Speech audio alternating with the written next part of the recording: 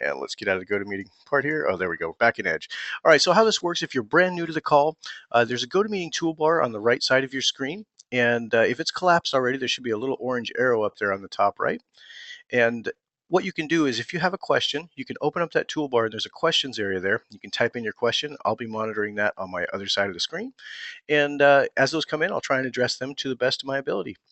So with that said, I think we'll go ahead and begin real quick with starting with some partner flyers. I've been getting a lot of questions coming through the support box lately. So I think we'll start with an open house flyer and hopefully that'll spur some questions. So in order to do an open house flyer or a seller buy down flyer for that matter, you're always going to start with a new partner. So I'm going to click on new partner. And you can see what this brings in. It's just asking you for that partner's contact information. So this one's going to be Joe Realtor. And of course, you want to collect as much data as you can. Kind of depends on how you're using this, whether you're using this to actually find new realtor partners, or if you're using it because you've already got a connection with a realtor partner and you just want to produce some flyers for them. If you don't have the information, obviously you can come back to this and you can get it. So don't worry about it. If it's not a field in red, it's not required. So you can always come back and fill it in later. Now in this case, this is a realtor. And if they were referred by somebody, you want to make sure and enter that there, just so you have an idea of who you can send a thank you card to, that kind of stuff. And then friendly name is actually really, really important on the partner side. The friendly name is going to help you to identify what this report is concerned with. So in a case of an open house flyer, you may have 15 different flyers for this realtor, but the only way you're going to be able to tell them apart is if you use this friendly name to differentiate them. So usually I recommend putting in the property address here.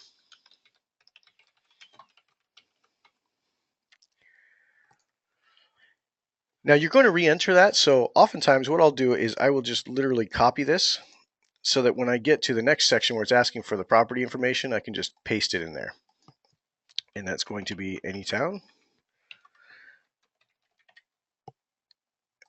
And then I'm going to continue on. Now at this point, it's asking me for the property features. So if I am going off an MLS listing or maybe off realtor.com or something like that, all this information is available on the property listing. So you can basically just kind of look out, you basically want to look at it and then just start transcribing information. So let's see if we can choose one on realtor.com, and I'll show you how this works. So I will search by our zip code here.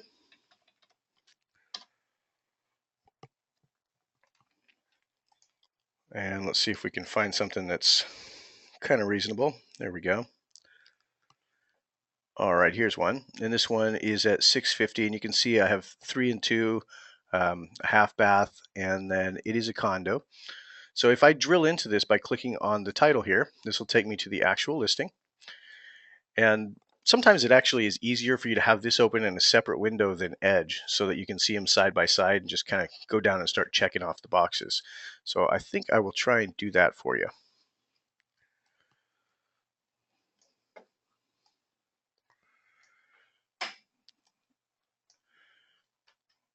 All right, so there we go. So as you can see, I've got my Edge on the left, I've got my listing on the right, and since I now have a real property address, I think I'm going to use that. So let's go with, what is that, 30 Danbury Lane.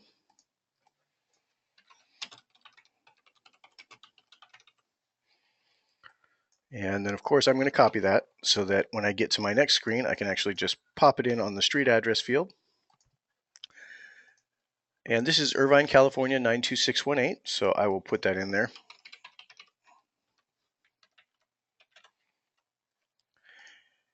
Now as I get to this part, you can see the asking price is $650,000.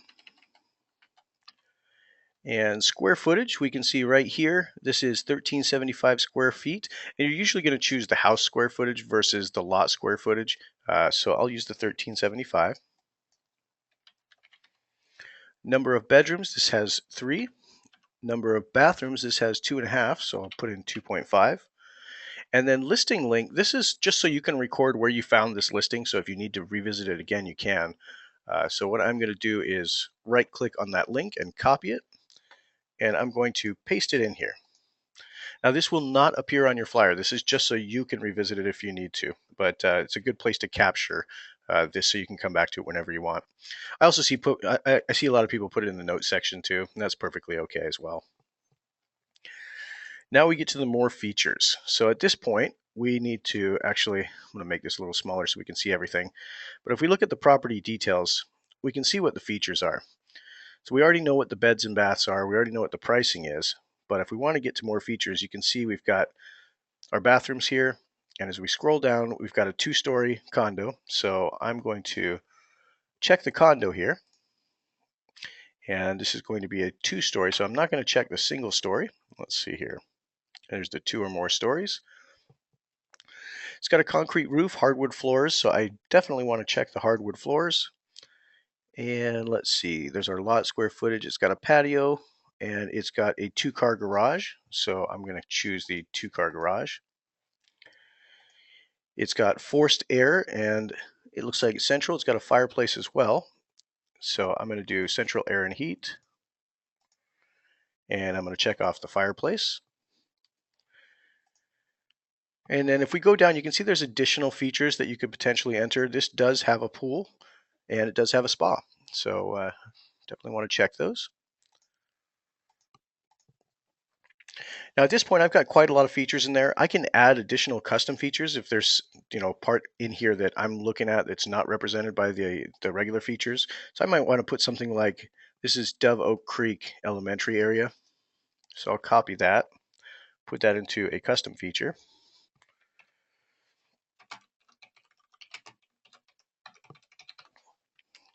And then of course you can complete additional ones if you want. You can even put something about the HOA dues if you want. Completely up to you. There's more property info down below, but it's really just how you can get in touch with these people. We do have a realtor name here, so we've got a listing agent of Pam Levin. So after I close out of my products here, I'm going to actually go back to this partner and I'm going to name it correctly. Now, if we want to find out more information on Pam, we can actually, this will usually take you to their website or it'll take you to an area where you can get more contact information. But I will tell you, they kind of hide these people away sometimes. This one is great because it actually does have information. It's got an image. We got all kinds of good stuff here. But if you find that when you click on one of these listings, you don't have all this information, a good place to start looking for these is look on LinkedIn, look on Facebook. They usually have an online social media presence. And oftentimes they have all their images, they have all their contact information up there. So it's a great way to find out additional contact information that may not be available on the listing. But in this case, I've got everything I need. So I've got a phone number. That's a mobile number, but I will copy that. I'll pop it in there. And then after we get through the features, now it's time for the images. So I'm going to jump back over to that property listing and scroll up to the top where all the images are. And I'm going to click where it says larger photos. There's 27 photos here. This is definitely the one I want because the front view of the home. So I'm literally just going to right click on it and do save image as. And I will call this house front. And I'll save it on my desktop. So now when I jump back into Edge, I can upload that image. So I'm going to hit Browse, and there's my house front image. And once you open it, you'll see it there. Now I will tell you, you can upload up to 3 images, but only 1 image is going to show on the final flyer. So there's really no reason to upload more than 1 at this point. We are looking into giving you a way for at least the live version of the presentation to kind of carousel the images for you. So that we'll try and get that in there soon. For right now, there's really no reason to upload more than 1 image. Now, when it comes to picture name and description, just leave these exactly the way they are. Don't bother putting in a description here. This is not going to show up on your flyer. There's actually an additional area when we get to the presentation screen that's going to allow you to put in more property description type details. So I'm going to leave those exactly as they came in, and I'm going to hit the right arrow. Now at this point, I need to schedule my new products. So let me make Edge a little bit bigger here because we're pretty much done with the Realtor.com part of it. And let's say that this is a 30-year FHA. I'm going to toggle the FHA question to yes, and then let's put our 3.5% down. And then we'll pop in an interest rate that we can get right now on an FHA loan. And you can see this is actually going to fall into kind of a jumbo category, so you might want to watch pricing on this, make sure there's no hit for going over that. And then we'll put in a term. And now it's time to put in our closing cost details. Now, there's two ways to do it. You can ballpark your fees, meaning you can just put what you average on these fees here. So I know I'm generally going to charge on this type of property, probably about $3,000 worth of APR costs. So you can do that if you want. You can literally just go down the line and say, okay, I want 15 days of prepaid interest. I'm going to have about $1,000 in prepaid escrows, and I'll probably have another $1,000 in non-APR costs. Now, at that point, if you wanted to apply a contribution, like a seller contribution, even a lender credit, you could put that in here as well, and it will reduce the cash to close by the amount of the contribution you use. Now, if you don't want to use ballpark fees, you can certainly do the closing cost detail. But I will tell you, when you're doing open house flyers, it's not going to show all the closing costs. Remember, the open house flyer is really just going to show each of the loan products. It's going to show rates and terms and payments. So it's not going to show all the same detail that a total cost analysis would. So when you're doing a total cost, I would highly recommend you use the closing cost detail. If you're doing your open house flyers, it may be faster for you on some cases to just use the ballpark figures. Now, with that said, if you've got templates already created in your detail, that might be even faster for you. So for instance, if I go and look at my templates, let's see if I've got my FHA 30. There we go. And you can see once I brought that in, there's additional ones that I still need to complete. So at this point, this may be faster, it may be slower. It kind of depends on what your workflow is, whether you're starting in an LOS or whether you're starting in Edge. So for today's discussion, I'm actually not going to put in my closing cost detail. I'm just going to use my ballpark figures. And let's say I'm asking for a $2,000 seller credit. Now, the boxes next to these, to add these to the loan amount, what these do is they actually increase the amount financed by the amount of these costs. So if you were to check these, your total loan amount is going to be way over the allowable limit on this FHA. So usually when you're doing purchases, you don't want to check these boxes. Generally, that's only for refinances. Now, the caveat to that is there's some programs out there that you can tag them on top of the loan amount, like VA loans. You can add all the fees in and go way over 100% if you need to. So at that point, sure, you can roll them in. But I will tell you, as a rule of thumb, for purchases, you're not going to use these check boxes. You'll usually use them just for refinances. Now we've got to set our upfront MIP. So I've hit this little button in the center here to toggle between entering as a dollar or a percentage here. So I'm going to put in my 1.75. And then I'm going to finance that in. That's the one that you can. FHA does allow you to finance in the upfront MIP. And now I'm going to go to my monthly cost screen and we'll put in our factors. And that generates just kind of some ballpark figures for what they should expect for hazard insurance and property taxes. And then we've got to make sure and put in our monthly MI. Now, for the high value FHA loan at 97.5%, the factor is going to be 1.35. Now, there's a couple other things you need to do for government loans that you don't need to do for conventionals. If this was a conventional, I'd be fine just using this 78% cutoff. However, this is not a conventional, so I need more than that. I need to tell Edge that it has to go for a minimum of 360 months because that's the term. What this means is it'll actually never even reach the 78% mark, so it doesn't really matter if you even have the 78 in there. So I'm going to zero it out. Now the last part is for all government loans, you want to click the Calc MI on balance checkbox. What this does is this makes sure that the MI declines every year based on the average outstanding balance over the last 12 months. Now, only government loans do this. Conventional MI doesn't usually do this. So with conventional MI, you'd have that $700 payment going until you reach the 78% loan to value. Once you do, it'll just drop off. Now, with government loans, specifically FHAs, it's got to carry it for the life of the loan, but it's not going to be a $700 payment every month. It's going to keep declining and declining every year based on the balance. So by the time you get to the end of it, the $700 payment is probably going to be about $35.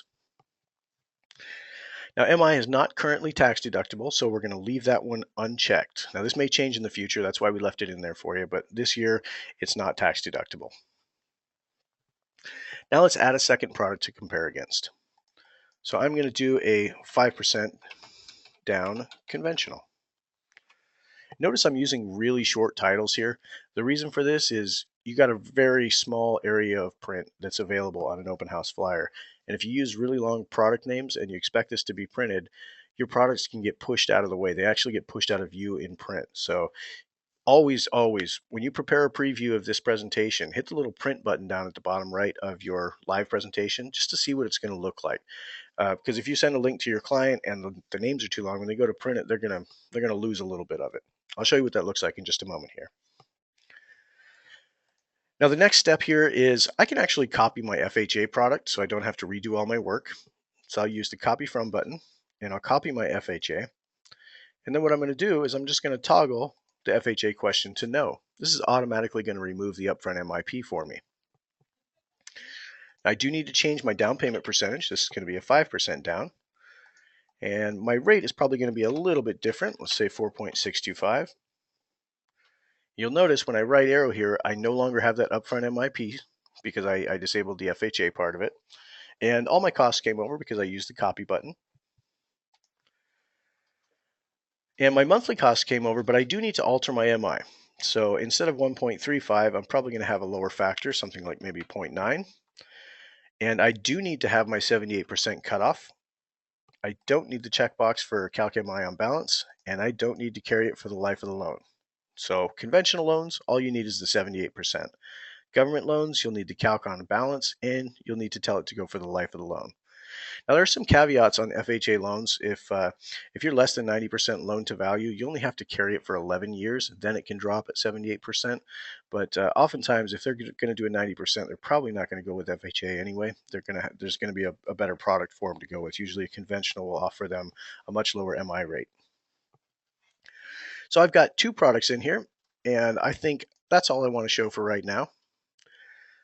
So as I continue through this wizard, now I get to the part where I need contact information for this realtor partner. So now I'm going to jump back over to the realtor's website. And we know the company name. It's Laguna Life Realty. So I'm going to copy that. We could even use Coldwell Banker because that's actually probably the logo we're going to use. So I think that I will use Coldwell Banker. Oops. There we go. Now we don't have a fax number, but we do have an additional phone number. So this is an office number. I think I would actually probably put this in either the cell phone field, or I could use the realtor's number in the cell phone field. Let's do that. And I will go back and change the one in the office field back in the very beginning of the wizard. So if I go back to the first step here where I entered the phone number, I'm going to get rid of that one, and I'm actually going to use the office line for Coldwell.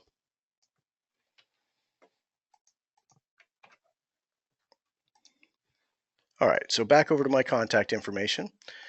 Now, an email address is not listed here, but let's see if she's got one on her website. So I'm going to open that in a new tab. And you can see we've got a profile, and obviously this one here is not showing an email address.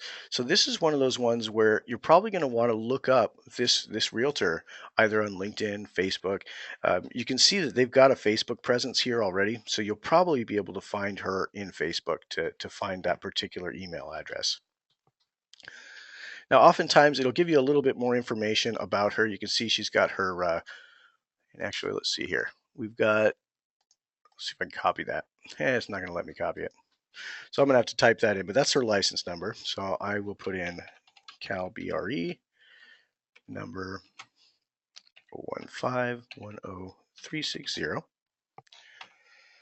And the website, you can actually use this website right here because this is her website, but this is going to be really long, so I probably wouldn't end up using that. It's actually not going to show up all the way on the flyer. So at this point, I'd probably contact this person and ask if there's a direct website that I can send to. If she doesn't have a direct website that has a short name on here, what you might want to do is use Bitly. Bitly allows you to generate a short link for any other website online. So basically you would go to Bitly, create a new short link that points to this link right here. And if you're not familiar with how Bitly works, it's actually very simple. So for instance, I'll copy that link.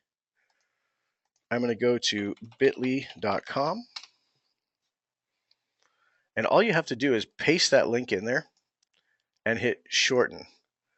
And it gives you a short link. And you can see how short this one is here. Now this link, if somebody were to click on it, will point to Pam's website. So I've taken this incredibly long website that was there, and I've now shortened it down to a very short website that I can put on my flyer, and it'll point directly to where it needs to go. So I will copy that, put that over in Edge under the website address.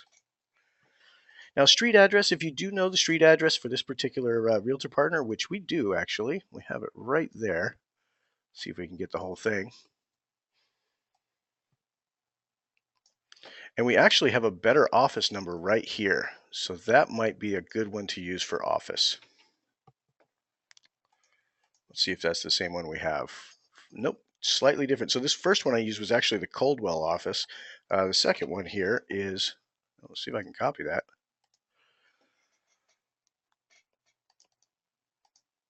Yeah, it's not going to let me. Okay, so let's do it manually. 949 499 1320.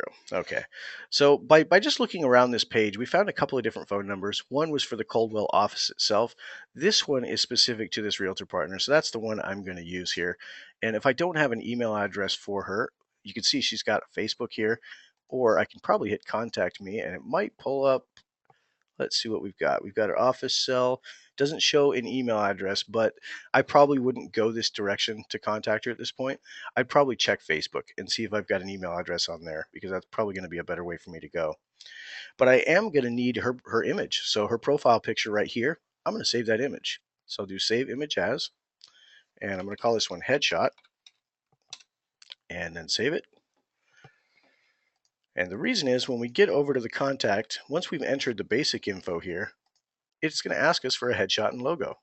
So since I saved that headshot, I'm going to hit browse, and I've got my headshot one. I'll hit open, and now I've got my realtor's picture in there. And you can see we've got a Coldwell emblem right here that we can use. So I'll save that image as well.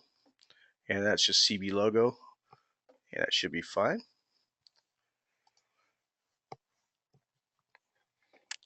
And we will browse for that one. And there's my Coldwell Banker logo. And you can see it pops it in there for me. So I've gotten almost everything done here. Now it's time to just generate the flyer itself. So let's expand Edge back out.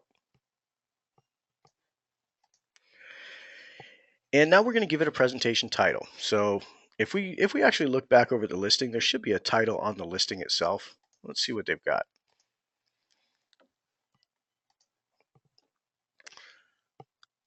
Now, oftentimes they'll have something in here that says like beautiful Oak Creek home. So that's perfect. That's exactly what I want right there.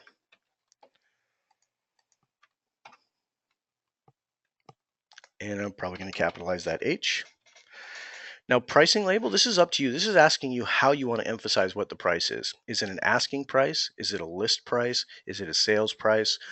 Completely up to you in terms of what you want to use here. I will just put list price. And this is the note section I was telling you about before. If there's more information that you want to add about this particular property, you can put it in right here. Now, this is going to appear directly beneath the payments. So you can also put payment notes, which I would highly advise. So payments include all taxes and insurance. And I might actually replace all with estimated, because we are estimating this. And then I could probably put more color about what this property is. And let's see if we can find anything more that we can see about this. Let's see. Go to that description again, because that was pretty good.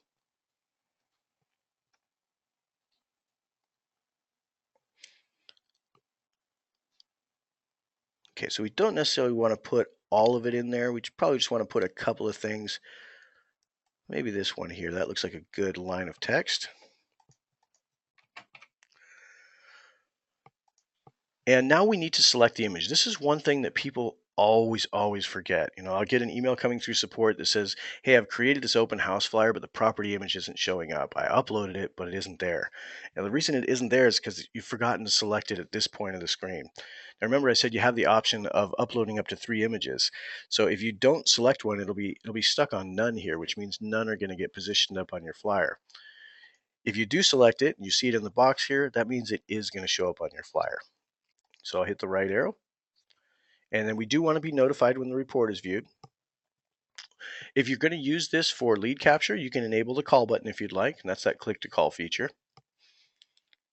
And then make sure to put a quote date on it, because you're quoting rates out there, so you want to make sure it's tied to a date. And then you're going to hit generate link. Now at this point, You can copy this link and you can send it directly to this realtor partner.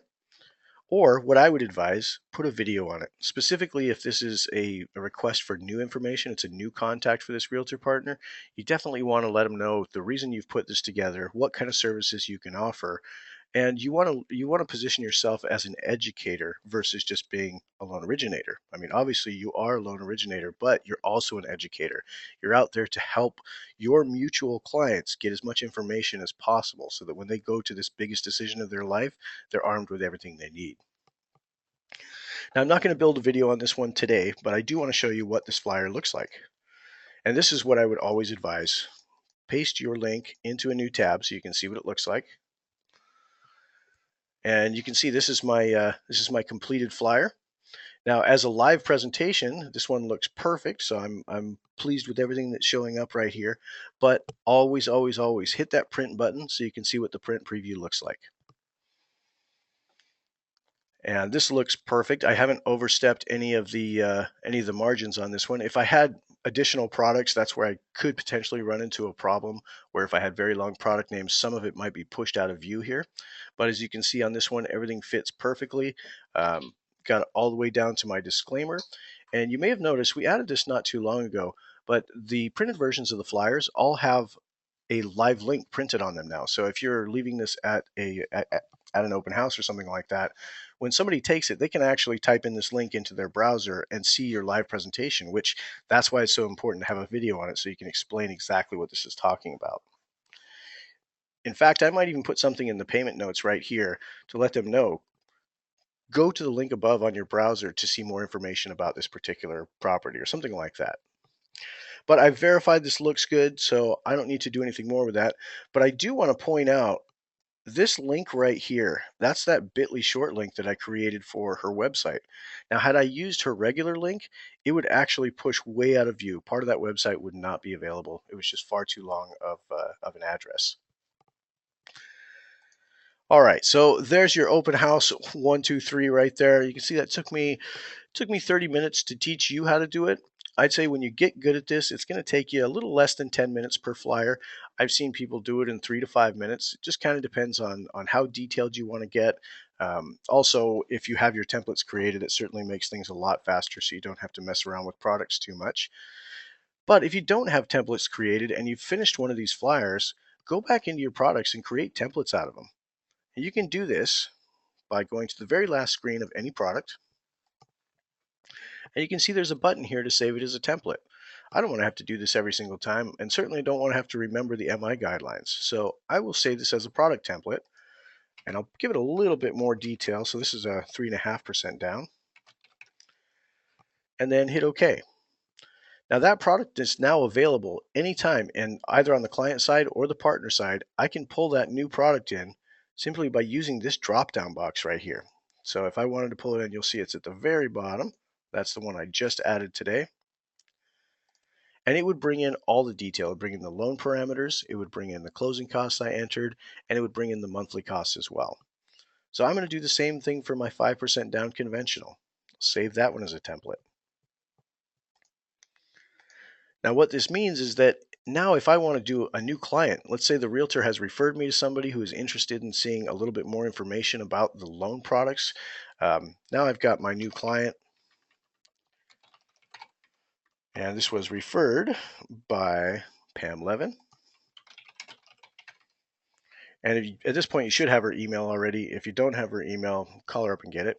We've got all kinds of good contact information for her, so we could definitely call and get that. But the important part about putting in a partner email here on a client presentation is that when you do that, you're given the option at the end of the presentation to actually have the partner get notified every time the report is viewed as well. If you don't put a partner email in, you won't get that option at the end of the presentation. So for friendly name on this one, this is going to be, let me get that property address, so 30 Danbury Lane.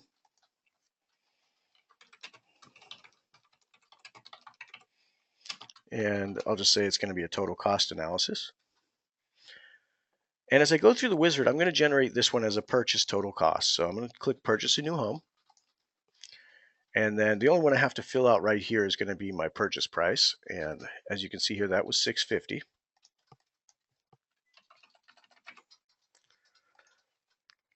Now, if I have all this information from the borrower, or if I've actually made contact directly with the borrower, I certainly want to collect this so I can generate the DTI ratios. If I do want to show tax benefit for this particular property, I would obviously need to know my client's income and tax filing status so I know what tax bracket they're in. But if I'm able to get that information from my borrower, I can put in their tax bracket and that will generate a tax benefit on the live presentations. Now, minimums and maximums, this is really just for the application process if you're talking to somebody for the first time on the phone. So if it's a good idea to know what they're looking at, obviously, but if this is one where the realtor has just referred me to the person, I know generally what the range is because I know what houses they're looking at. So now it's time to bring in my products. So remember, I saved those other products as templates, and I did it for a reason. So I can bring in my FHA 3.5% down, and it's all there. I will now add another product, bring in my conventional that I saved, and I just have to put in my purchase price there. And that one is fully filled out as well, so I don't need to do anything with this. So and actually it looked like my MI didn't carry over, so I do need to put that. My monthly cost on this one for some reason did not. There we go. So now I've got my two products. This is exactly the same as what the open house flyer was showing. The exception here is this is going to be a total cost analysis. So they're going to see everything. They're going to see all the closing cost detail. They're going to, if you use closing cost detail. But let's get to that screen.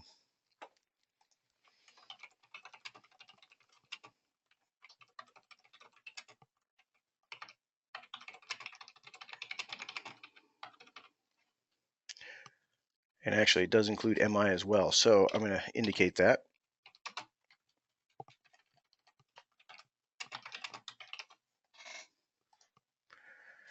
And as I go through these screens, you don't have to make edits on here, but you certainly can. I have some default text that flies through because sometimes, I want to do just P&I payments. Sometimes I want to do PITI payments. Completely up to you in terms of what you want to do there. But you can edit these as you go through. And then when you get to the very end, pop a quote date on it, generate your link. And now I've got a different link than I had for the open house flyer. So here's my open house flyer. I'm going to open up a new tab, paste that new link in there, and here's my total cost analysis. So as you can see, that only took 5 minutes. So much, much faster. Once you've already got the templates in there, it really makes it a world faster. Now, open house flyers are going to take a little longer because you've got to collect more information. And it's sometimes information that's not immediately available. So you might have to do a little bit of searching, a little bit of image saving like I was doing there. But you should be able to get these done in about 10 minutes for the open house. And then once you've got your product template set up and your fee template set up, those total cost analyses should take you less than 10 minutes as well. So with that said, you can see all I need to do is go back and really name my products because that's the one thing I forgot to do. For compliance, though, it really doesn't hurt to say product one and product two. I mean, if you don't really have to identify what that is, specifically FHA. I've heard from some compliance departments here and there that say, well, if you're gonna call it an FHA product, you got to have something in your disclaimer that says we do not act on the behalf of FHA. So up to you.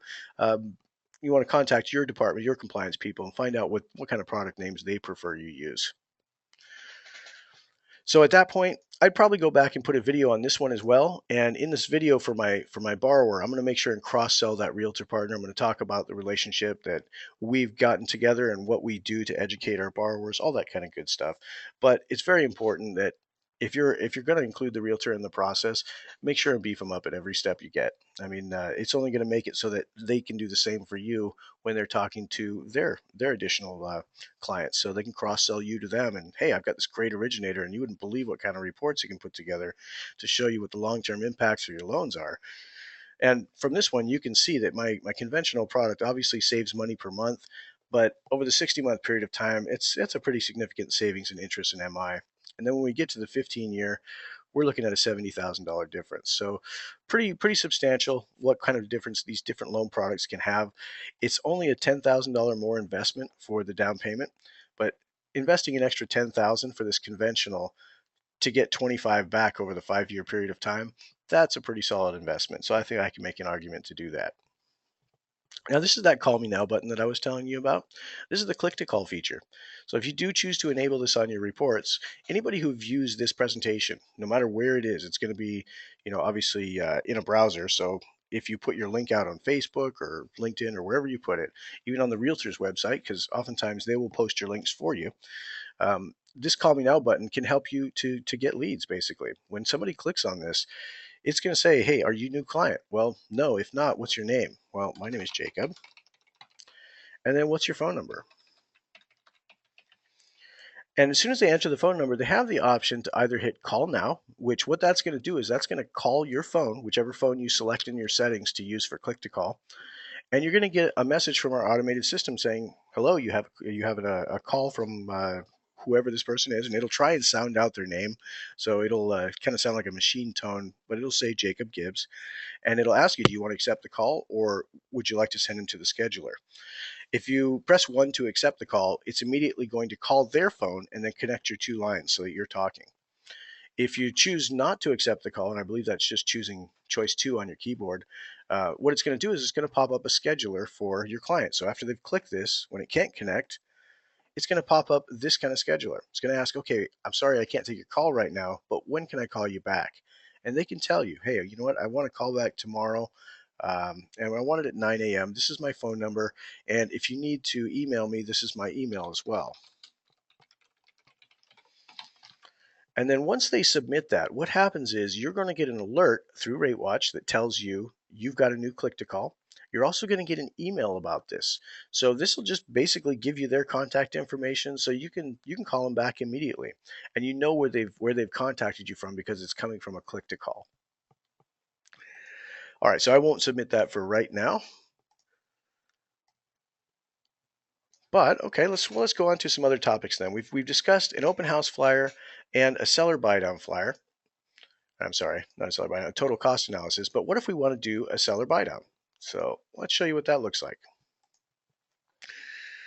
Now the cool thing about the open house flyers, well, basically the partner flyers in general, is you can do both an open house flyer and a seller buy down on the same partner. So if I go back to my home screen and I open up that Pam Levin file that we were working on, I've already got my products in there. But what if my borrower, they're interested in seeing what a seller buy down would look like on, say, this 5% down conventional. And obviously you want to gauge your market for this. If your market is not in a position where you have, excess inventory, then you're probably not going to have a whole lot of buy down strategies going around. However, check the jumbo market, because even though you may have no inventory in the lower end homes, your jumbo market is probably still hanging on to homes a little bit too long. And in cases like that, a contribution from the seller to reduce the rate can be pretty significant, especially when you're talking, in the $600,000-700,000 range. So in order to turn this into a seller buy down, I've already got my open house flyer, and that link is it's going to stay as is. So I don't have to do anything special to keep that link. It's already out there. When I go to my presentation screen, instead of choosing the open house flyer, I can choose the seller buy down. This won't affect the open house I already created. Now I'm going to tell Edge which product I want to base this seller buy down on. So I chose the 5% down conventional. Pop my payment notes in here, and I won't type them all out for you right now. Now at this point, I need to contact my lock desk. I need to find out exactly how much I can buy down this rate and what it's going to cost. So if my lock desk tells me, okay, well you can buy it down from 4.625, you can buy it down to 4.25. So I'm going to break out my handy dandy calculator. Oops. And that means I have a 0.375 that I can reduce the rate by. So that's the one I'm going to use for this change in rate category. Now, income to qualify, this is usually going to be 38 to 42, depending on whether it's conventional or government. So we'll use the 38% here. Now, the amount of the price credit, this is kind of tricky. When you're doing a seller buy down, you want to show an apples to apples look at what happens if the seller reduces the price or uses the same amount of money to do a seller buy down to reduce the rate. So I need to find out what this represents in terms of a dollar amount. So I'm going to copy this, and I'm going to show you a quick shortcut to find out. I'm going into my conventional product, and all I'm going to do is I'm going to put those points in the points field. Then I'm going to hover my mouse over it to find out what that is. Now that points amount to $2,315. So not huge, but if we know that it's actually going to cost them, in order to get that 0.375, it's going to cost them, say, a full point. We're going to put in a full point here and see what the full point is. And you can see that that's about $6,000. That's what it would cost the seller to do a rate buy down. So we're going to actually use that same amount to do a price drop. And this will make more sense once I show you the actual flyer. But I'm going to erase that. But I know I have $6,000 I could use for that price drop. So I'll put my 6 grand right here. Now at this point, you have the ability to edit a lot more text. And then you're going to have to choose an image. If you don't, that's not going to show up on the flyer. Give it a quote date. Generate your link.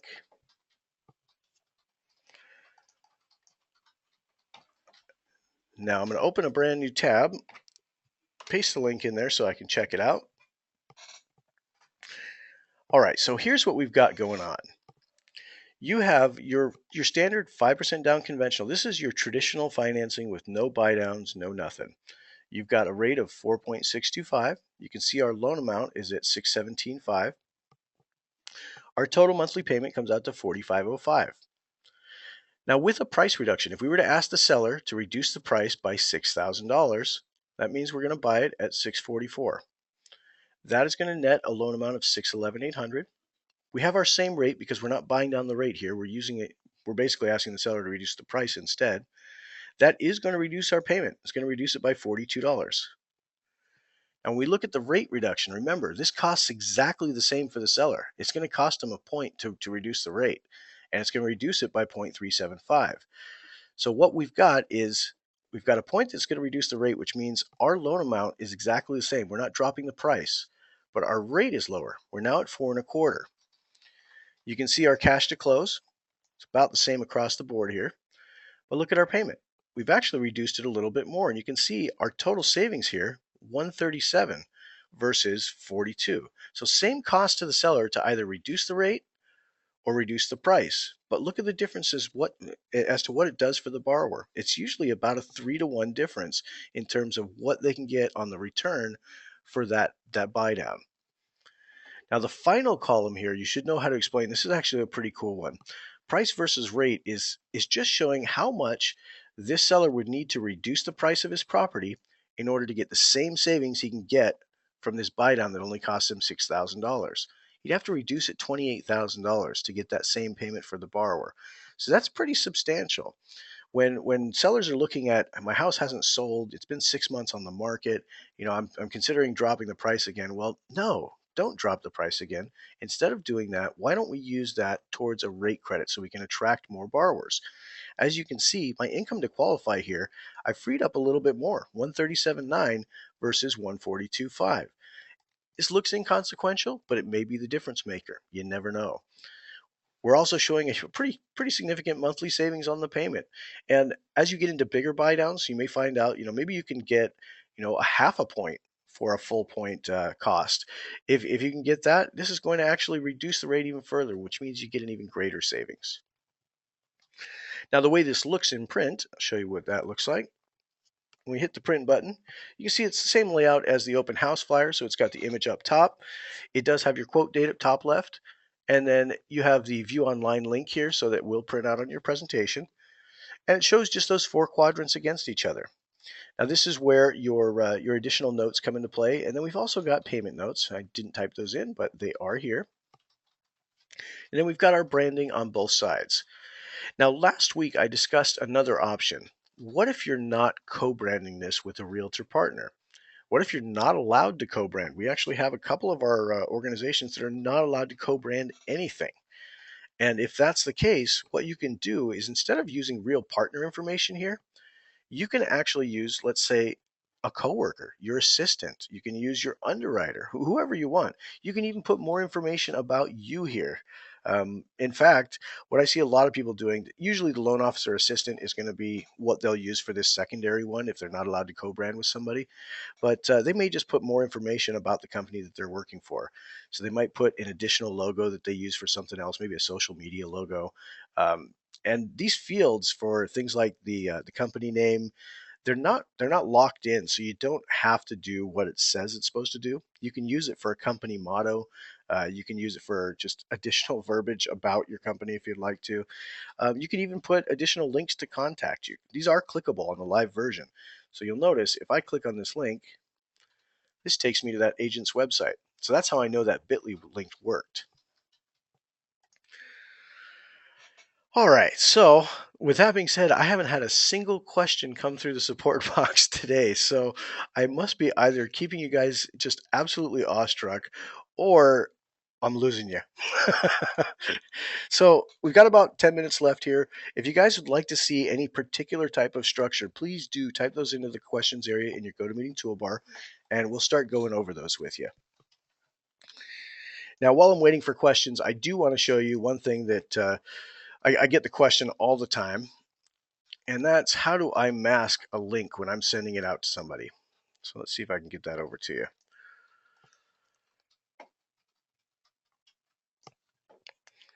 All right. So I've brought open my Outlook here, and this is just a sample email that I would send to anybody. Bob's question, he says, are these webinars recorded? I would like to view this again later. Absolutely, Bob. You can always get to these by clicking the Help button inside Edge.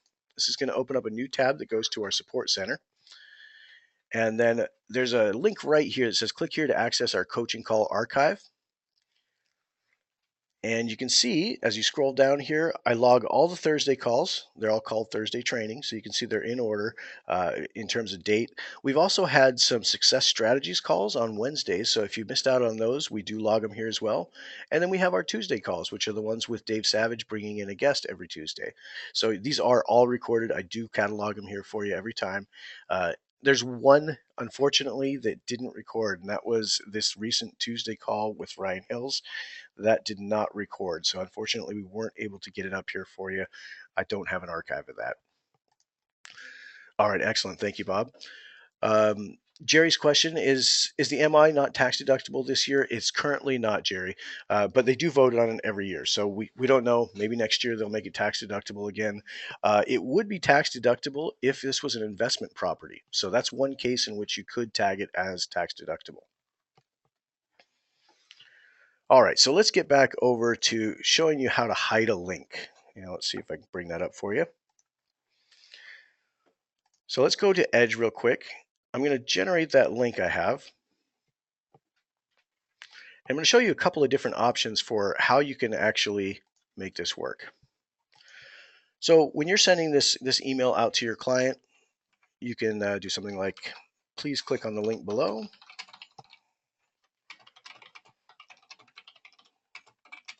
To see your personalized, oops, there we go. Mortgage review, let's say, something like that. And then you can literally just paste the link in there. And that's perfectly fine.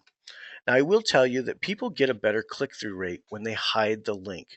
Links look scary to people when they're not expecting it or when they don't know exactly what's behind it. It gets a little scary. So instead, you can do something like this.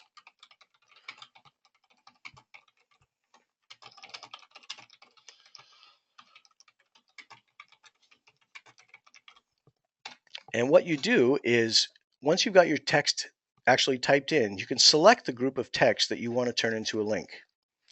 Then you're going to right click on it. You're going to choose hyperlink.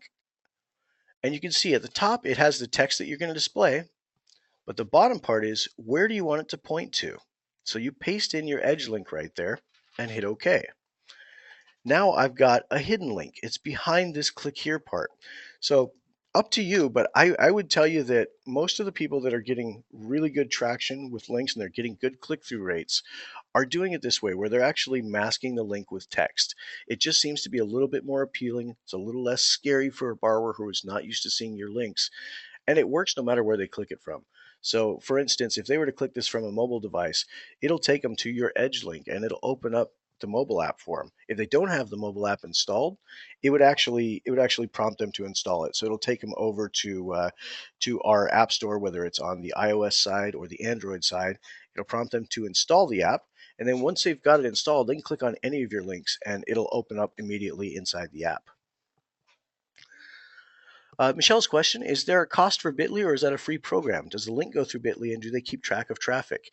It is a free program, so and I will tell you that yes, they do keep track of clicks. So you can actually get a pretty good detailed report on how often it's getting clicked, and it's a very very good program for being free. So highly recommend you check it out. And I'm sorry if I pronounced your name wrong, sir, but Hamir Gomez, he says, "Good morning. I'm interested in viewing an MIP elimination strategy. Do you have one? I can put one together for you real quick. We have about 8 minutes here. So that's a great question, and I want to make sure you understand how to do that. So this one is going to be a refinance. Now, we've discussed purchases all morning so far. So this one is going to be a refi. I'm just going to call him Joe Refi for today's discussion. Now, the person does own, so I'm going to leave it selected at own. And for the friendly name, I'm going to put something like refi out of MI.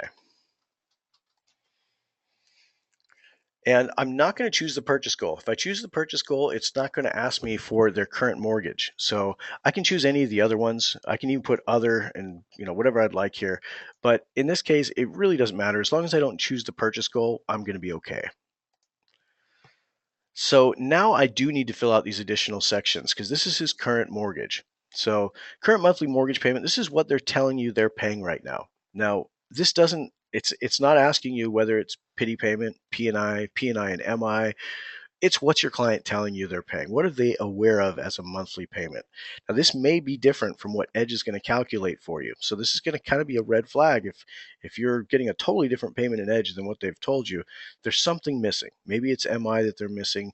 Maybe they're not including the HOA or something like that. So there might be some additional information, but it should be a good trigger for you to do a little bit more research on it. Now, you don't have to enter this one. This one is, like I said, it's just a data collection point of what does your customer think they're paying for their mortgage. Now, in a refi situation, this is going to be the property value. This is current property value. So let's say that this property is currently valued at $500,000. But when they originally took out the loan, it was only valued at $400,000. Now, the reason you want to put this in is specifically on MI drop-off calculations. This original appraised value is what that MI cutoff uses to determine where it's supposed to cut off. If you don't put this in, it's going to assume that that property value up here was the same when they purchased the property, which means the LTV cutoffs are going to be based on the wrong property value. So make sure if you're going to do a refi on an existing property that has MI, check and see what the original appraised value was. That's going to ensure that your MI cutoffs are correct. Now, current total payoff amount, you don't have to use this field, but you can. It makes it a little bit easier. So if you know specifically what their payoff is, you can put it in here. It might be different from their current loan balance because depending on when you close this particular transaction, they may have made an additional payment by then. So it might actually be lower than what their current loan balance is. So for now, I'm going to leave this blank actually because I don't have a mortgage statement and I can't, I'm sure I'm going to be wrong if I try to guess at this. So I'm going to move to the next screen and I'm going to enter the details on their current mortgage. So let's say they got this 2 years ago. Now remember, their original property value was $400,000. So their original loan amount is probably $350, let's say. And interest rate, they got about a 5% rate on a 30-year term. And you can see that Edge automatically calculates what the remaining balance should be if they just made regular payments since their first payment date. If they have made additional payments, you can overwrite this field. If I know my client has shown me a mortgage statement, it says, "Oh, well, we only owe $335 right now because we've been making $100 payments here and there." Well, I can overwrite this. Now, the P&I payment here is based on the original loan amount. So if you find that your P&I payment down here doesn't look like what the P&I payment is on your mortgage statement, 10 to 1, that original loan amount is slightly off. This might have originally been an FHA loan that had upfront MIP added onto it. There could be any number of things, any number of reasons where the mortgage statement might not match what the original loan balance is. So for instance, if my client told me, well, I'm paying $1,890 right now for my P&I payment, I'm looking at 1878 here. That means I need to bring this original loan amount up until I hit 1890. So you can kind of hit and miss at this. Let's see what an extra $500 does. So that doesn't do a whole lot. So I'll go to the next digit, getting closer.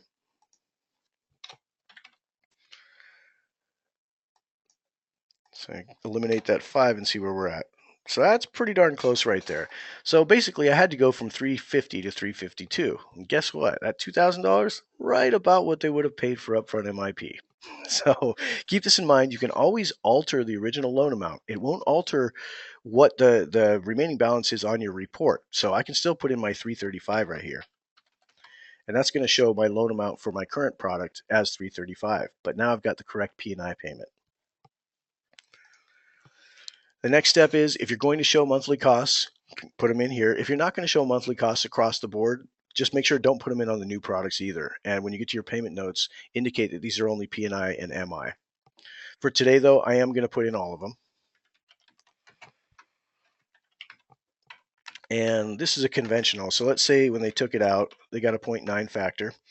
And that's going to cut off at 78% loan to value. But remember, that's 78% according to the original appraised value, not the current appraised value. So I've got my current loan in there. Let's jump over to new products. So when I'm doing a refi situation, obviously you want to name it, but let's call it refi out of MI. I'm going to toggle the refi switch to yes. Now what that does is it automatically brings in the remaining balance from their current mortgage as the new base loan amount for this new mortgage. Now when I hit the right arrow here, and actually I'll need a rate in there too. So let's say I can get them 4.5 on a 360 term. When I hit the right arrow, you can see that it now shows me what my loan to value ratio is. Obviously, this is less than the 78% mark at this point, but that's because our new property value is 500,000, not 400,000 like it was when they originally took out the current mortgage. So the current mortgage is still going to have MI attached to it for a little while, whereas we're refining them out of it by going into this new mortgage with a new higher appraised value, excuse me. So I do want to put in my monthly cost, but I don't have any MI, so I'm going to leave that empty. And you can see my monthly savings here, I'm getting them a lower rate and I'm getting them out of MI. So I'm saving $456 here. At that point, I need to show a reinvestment. I want to show them what they can do with this money. So I'm going to go into the reinvestment strategy. And you can see on my current mortgage, that MI would cut off in 44 months. Which means that I have 44 months of this 456 that I can reattribute straight back into the loan. And then after that, it's going to be a little bit less that I can do. So let's find out what our MI, we know what our MI payment is on that original. So I'm going to go back and grab that. Our MI is 264 on that current mortgage. When we go to our analysis screen, we have a savings of 455 or 456. If we subtract the 264 out, we'll find out what we can attribute after MI drops off. Now, this leads to another concept, and that is customizing your reinvestment strategy. So I'm going to double click on this guy, and I'm going to say at month 1, I'm going to start reinvesting 456.21, and then I'm going to add another line item because I know that at month 44 on their current mortgage, that MI drops off. I want an apples to apples look. So at month 44, the amount I can reinvest on my new mortgage is going to drop by $264. So I'm going to break out my handy dandy calculator. Oops, 456.21 minus 264. So once that MI drops off, I only have 192.21 that I can reattribute. So from months 1 through 43, I'm attributing 456. That's the monthly difference between the current mortgage with MI and the new mortgage, no MI, lower rate. At month 44, I wouldn't be responsible for MI anymore on that current mortgage. So I'm reducing the amount that I'm contributing once I get to that point. So this says 1 through 43 is 456.21. Month 44 and continuing on, it's going to be 192.21 until the loan is paid off. Now let's see what this does. Now, as you can see, because I've customized it, it does say custom, and you can always customize any of these fields by double clicking on them. So if you wanted to do a reinvestment back to the savings, you could double click on this guy. If you wanted to do a reinvestment into a new investment vehicle, you can double click on this guy. And what this has done for us is this has changed from our current mortgage with a freedom point of just short of 27 years to our new mortgage with a new freedom point of 23 years, because we're saving them enough money to get a good chunk of money going into principal reduction for the first 43 months. Then after that, we're showing a little bit less, but it's still reducing their freedom point to 23 years and keeping them on the exact same payment schedule they're on right now. All right. Now, that's one way of getting out of MI. The other way is, what if their loan to value isn't sufficient to get them out of MI right now? What if they have to bring in money to buy them out? Now, in a case like that, and I don't think we can really go over that because it's a little after 10 today, but in a case like that, what you would do is you would do a new refi product, and it would be a rate and term refi. And then you're actually going to reduce the amount of the loan amount until you get to a point where it doesn't require MI. Edge is going to call for the difference between your payoff point and the new loan amount in the cash to close. So it'll require them to bring in additional funds. Let's say they got to bring in $10,000 to get back down to that 80% mark. It's going to ask them for it in the cash to close. So those are two different ways you can do it. The reason I showed you this way is this is the more common one that I see going right now. Usually we're not asking people to bring in more money to buy down to a certain LTV rate. Usually what's happening is their property is appreciated to a point where if they got reappraised now, they could actually get the MI dropped and do a refinance and save a bunch of money on it. So hopefully that helps everybody. If you have any more questions, please do contact us over at support@mortgagecoach.com. If you ever want us to review one of your presentations, shoot us a link. Let us know what's giving you trouble. We can look at it on the back end here, check it out, and just make sure you haven't made any big mistakes. Or if something looks wrong to you, let us know what does, and we'll see if we can figure out what's going on and find you a solution right away. So with that said, thank you everybody for joining me. Thanks for the great questions there at the end. And again, contact us in support if you have any questions. Thank you much. Have a great day, everybody. Bye-bye.